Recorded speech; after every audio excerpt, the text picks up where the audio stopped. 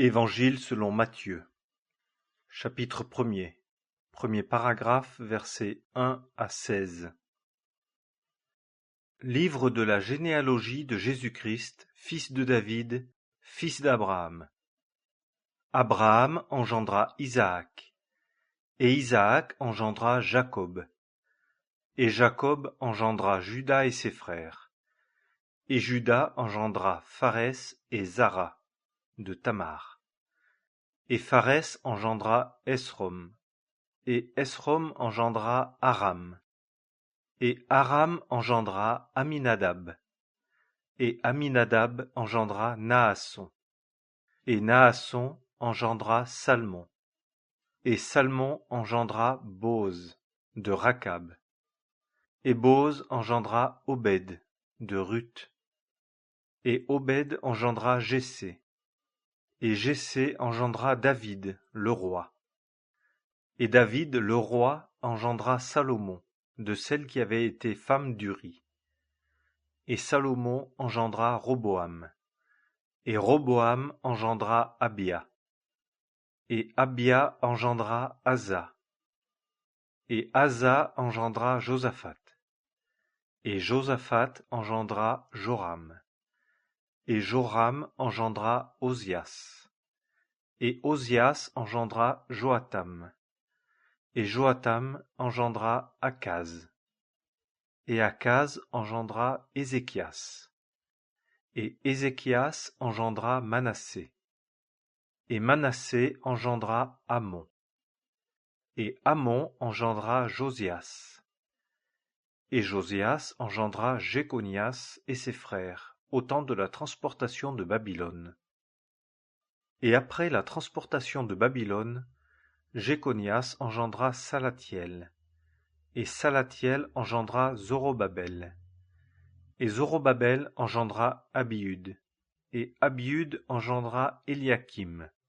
Et Eliakim engendra Azor. Et Azor engendra Sadoc. Et Sadoc engendra Hakim. Et Hakim engendra Eliud.